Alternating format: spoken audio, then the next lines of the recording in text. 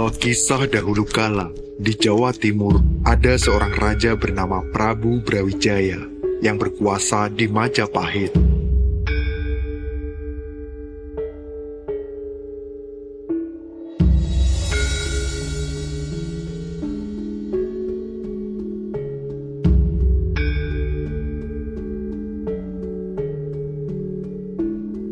Sang Prabu memiliki seorang putri nan cantik jelita bernama Dyah Ayu Pusparini.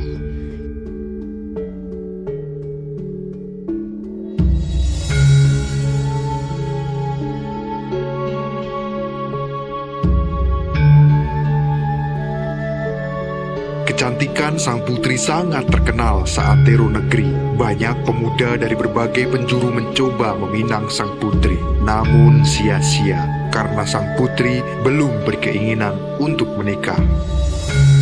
Melihat hal itu, sang Prabu mulai gundah, memikirkan masa depan putri tercinta dan kerajaannya. Sang Prabu ingin sekali melihat putrinya menikah dengan lelaki yang tepat.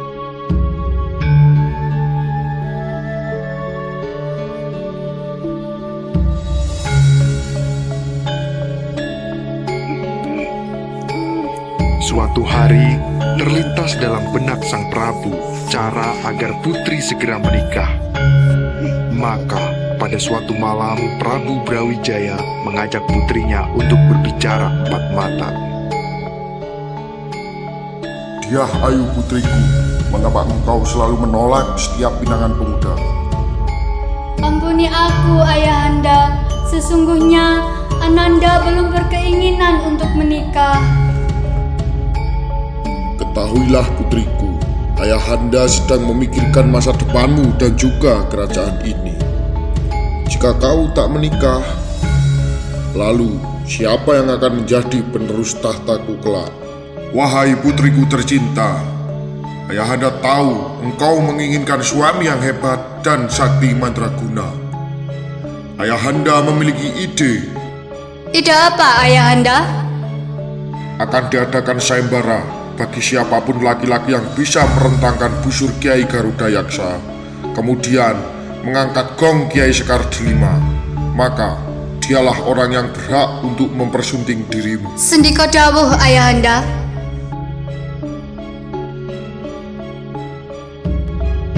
Putri pun menyanggupinya.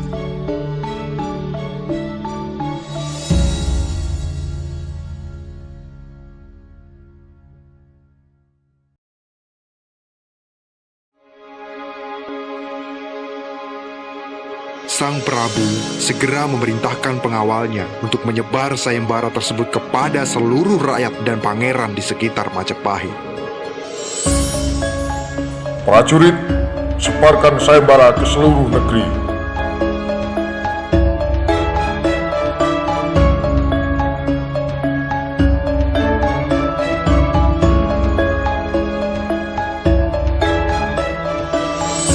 Pengumuman sayembara diberitahukan kepada seluruh penduduk dan pemuda yang berminat bahwa akan diadakan sayembara bagi laki-laki yang ingin mempersunting putri Dyah Ayu Pusparini. Bagi siapapun laki-laki yang ingin mengikuti sayembara ini harus mampu merentangkan busur Kiai Garuda Yaksa, sebuah busur pusaka yang terkenal kuat dan tangguh, mengangkat gong Kiai Sekar Delima, sebuah gong pusaka yang berat dan berharga. Sayembara ini akan diadakan pada hari Minggu tanggal 13 Juli 2025 di alun-alun kerajaan.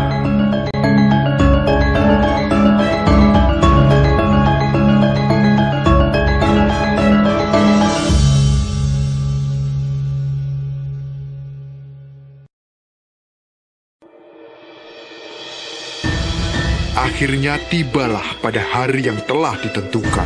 Semua peserta dari penjuru negeri telah berkumpul di alun-alun kerajaan.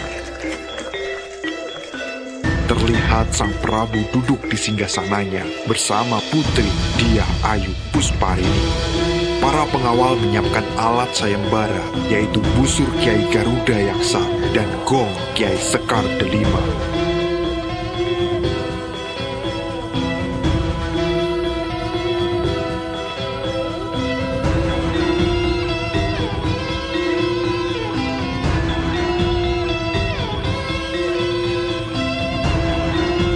Prabu Brawijaya mulai gelisah karena takut tidak ada laki-laki yang mampu memenangkan sayembara ini. Bagaimana ini? Tak ada satupun lelaki yang bisa menaklukkan sayembara ini. Apakah putriku tidak akan menikah? Tidak, putriku harus tetap menikah. Oh, jagat Dewa Batara.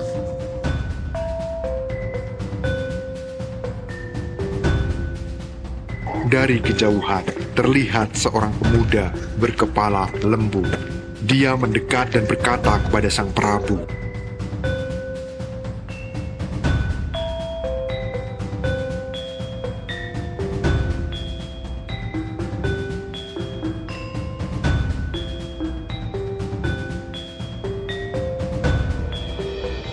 Ampun, Gusti Prabu. Apakah hamba diperkenankan mengikuti sayembara ini? Siapakah engkau di sana? Ampun, Gusti. Saya biasa dipanggil Lembu Suro. Baiklah, kau boleh mengikuti sayembara ini. sang Prabu seakan meremehkan dan yakin bahwa Lembu Suro tidak akan mampu memenangkan sayembara ini.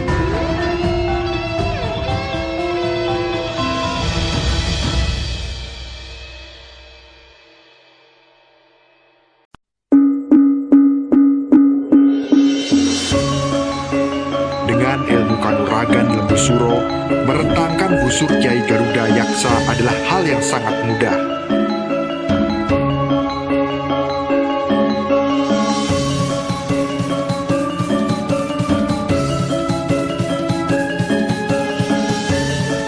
Hal itu disambut riuh tepuk tangan dari para penonton. Namun, berbeda dengan sang putri, dia nampak sangat cemas karena tidak ingin bersuami manusia berkepala lembu. Ketika Lembu Suro bersiap untuk mengangkat gong Kiai Sekar Delima, semua orang nampak tegang. Tak terkecuali sang putri.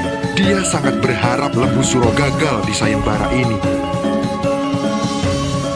Tetapi takdir berkata lain. Lembu Suro mampu mengangkat gong tanpa ada halangan berarti.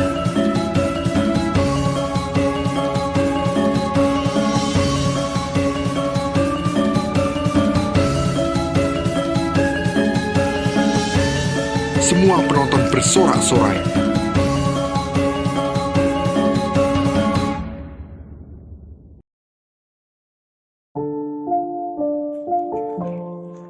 Sedangkan putri Dyah Ayu Pusparini hanya bisa terdiam. Hatinya begitu hancur, dia tak kuasa menerima kenyataan menikah dengan manusia berkepala lembu. Putri membuat satu permintaan lagi kepada Lembu Suro sebagai syarat pernikahan. Sang putri pun segera menyampaikan kepada Lembu Suro.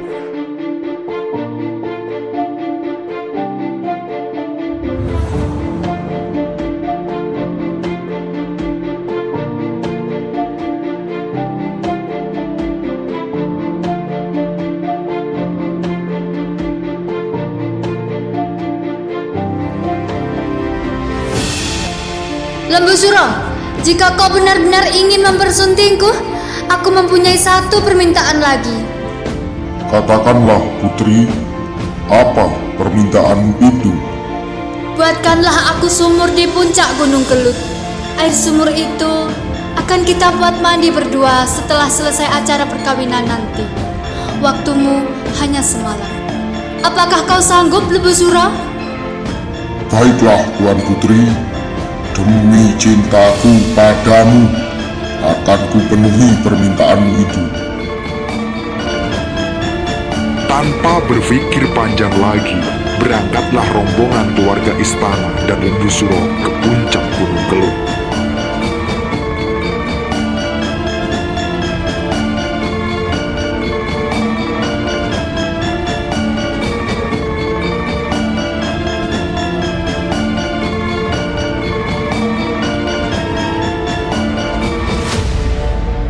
Senja pun telah berganti malam. Setibanya di puncak Gunung Kelut, Lembu Suro mulai menggali tanah dengan kedua tanduknya. Bahkan tidak berselang lama, Lembu Suro telah menggali tanah cukup dalam. Malam semakin larut, sumur yang digali semakin dalam. Hal ini membuat sang putri semakin panik. Sang putri mendesak ayahnya untuk menggagalkan Lembu Suro menyelesaikan sarang sebelum fajar tiba. Ayahanda, bagaimanapun caranya, kau harus gagalkan Lembu Suro. Karena tidak mau mengecewakan putri Sematawayang untuk kedua kalinya, Sang Prabu Brawijaya memerintahkan pengawal untuk menimbun sumur dengan batu dan tanah. Tidak ada satupun yang berani menentang perintah Sang Prabu. Timbun Lembu Suro. Mereka segera melaksanakan perintah walaupun Lembu Suro masih berada di dalam sumur.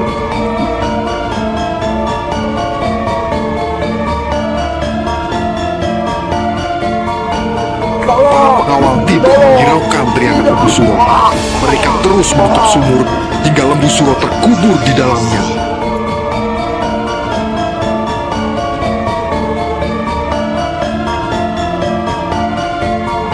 Meski demikian, suara Lembu Suro masih terdengar dari luar.